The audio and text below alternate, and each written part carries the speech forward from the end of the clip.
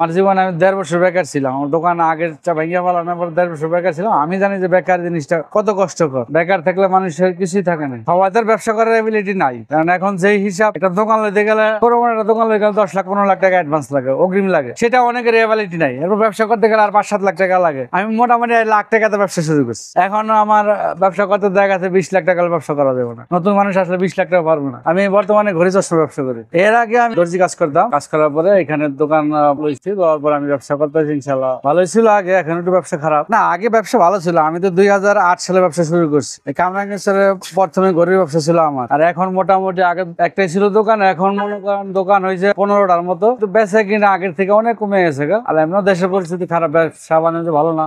প্রভাব পড়তেছে এইটাই কারণে যে এই দেশের থেকে তো টাকা আওয়ামী লীগের লোকেরা অনেক টাকা, হাজার হাজার কোটি টাকা নিয়ে গেছে। জনগণের কাছে টাকা নেই। টাকা হলো কিছু সংখ্যক লোকের কাছে আছে যারা টাকা বাইর করতেছে না। এই দেশে তো ঘড়ির আসলে কিছুই হয় না। ঘড়ির একটা ব্যাটারি যে 2 টাকা, ওইটাও এই দেশে হয় না। ওইটাও চায়না থেকে ইম্পোর্ট করে আনতে হয়। এদেশে শুধু নতুন নতুন চোর আর ডাকাত হয়, এছাড়া এই দেশে কিছু হয় না। কারণ এদেশে আবিষ্কার করতে পারে না। এটা চায়না থেকে ইম্পোর্ট করে আনে, যারা ইম্পোর্টার তারা আনে, বিভিন্ন বড় বড় ব্যবসায়ীরা আনে, আমরা ওইখান থেকে খুচরা ভাবে কিনে আনি। আমি 2টা জায়গা রাখছি, 2টা ইনশাল্লাহ বাড়িও হালকা পাতলা করছি।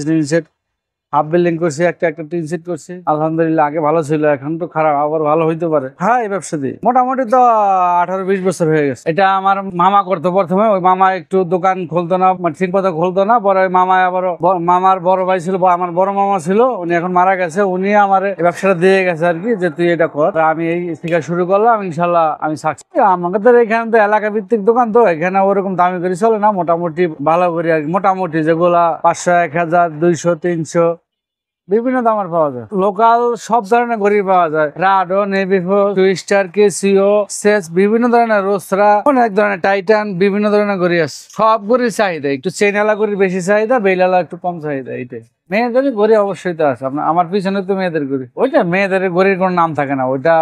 আর এখানে ওরকম ব্র্যান্ডের ঘড়ি চলে না, শুধু লোকাল ঘড়ি।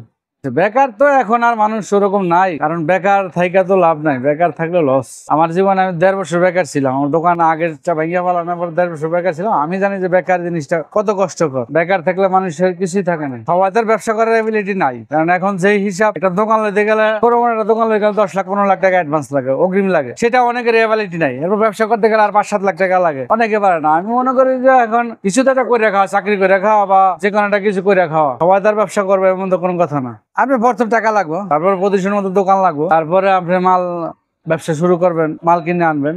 প্রথম লাগবে আপনার টাকা, টাকা ছাড়া তো ব্যবসা হবে না। আগের দোকানে আমার অ্যাডভান্সই ছিল না, মাত্র 20,000 টাকা। আমি মোটামুটি লাখ টাকাতে ব্যবসা শুরু করছি। এখন আমার ব্যবসা করতে দেখা যাচ্ছে 20 লাখ টাকার ব্যবসা করা যাবে না। নতুন মানুষ আসলে 20 লাখ টাকা পারবে না। এই এলাকায় দোকান লেতে গেলে 20-25 লাখ টাকা অ্যাডভান্স লাগে।